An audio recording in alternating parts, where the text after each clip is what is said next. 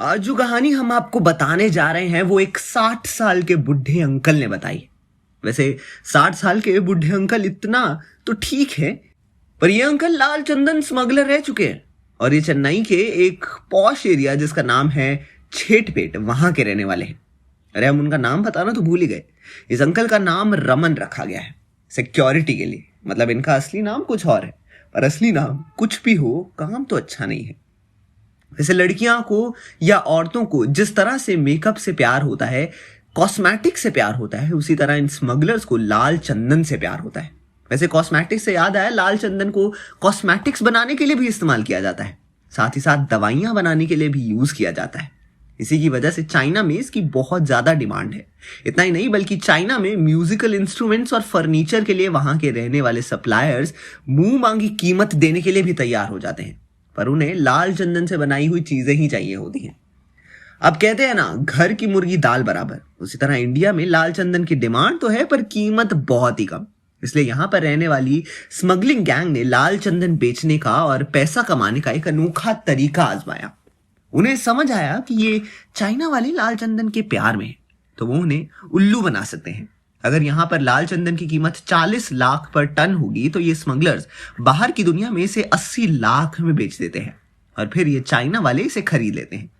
वैसे ये लोग सिर्फ चाइना में ही नहीं, बल्कि मलेशिया, हांगकांग में भी होते हैं, जिसे हम सप्लायर कहते हैं। और सिर्फ बाहर के देशों में ही क्यों, मुंबई, दिल्ली, कर्नाटक, पंजाब, तिरुपति, इन जगहों पर भी से सप्लाई रहते हैं। इन सप्लायर्स का एक जाल होता है जहां पर लाल चंदन के पेड़ होते हैं। मतलब खास करके आंध्र प्रदेश, तमिलनाडु में वहां इन्हें ज्यादा लगाव होता है। अब जगह जगह पर एजेंट्स भी होते हैं। सप्लायर्स एजेंट को कॉल करते हैं और ऑर्डर देते हैं। फिर ये एजेंट सब एजेंट से बात करते हैं। ऑर्डर के मुताबिक 100-200 लोगों को काम पर लगाया जाता है। फिर वहां के रहने वाले जो लक्कड़हार होते हैं, जिन्हें पौधे के बारे में अच्छी तरह से पता होता है, उन्हें पकड़ा जाता है। अब 100 लक्कड़हार जब लाल चंदन के पेड़ तोड़ने जाते हैं, तब उसमें से 20 लोग बाहर खड़े रहते हैं ताकि वो देख सके कि कोई ऑफिसर वहां पर आ तो नहीं रहा। कुछ लोग वहां पर खाना पकाते रहते हैं क्योंकि काफी टाइम हो जाता है, भूख लगती है। तो कुछ लोग जो जंगली जानवर होते हैं, उनसे बचने के लिए प्रोटेक्शन की तैयारियां करते हैं। पर इन लक्कड़हारों को बच के रहना पड़ता है। अगर किसी जानवर ने लक्कड़हार को काट लिया, तो ये सप्लायर उनकी फैमिली को 5 लाख रकम देकर मदद करते हैं, मतलब कंपनसेशन के तौर पर। अब पैसा देकर उनकी जान वापस थोड़ी ना आने वाली है। खैर, लकड़ियां काटने के बाद लक्कड़हारे अपने कंधों पर लकड़ियां उठाकर आसपास के किसी गांव में जाकर उसे रख देते हैं। अपने घर में लकड़ियां रखने के लिए लोग 50 से 100 रुपए लेते हैं। लेकिन देखा जाए तो ये थोड़े शराबी या नशेड़ी लोग होते हैं, जिन्हें थोड़ी सी शराब या पैसे दिए तो वो चुप बैठते हैं।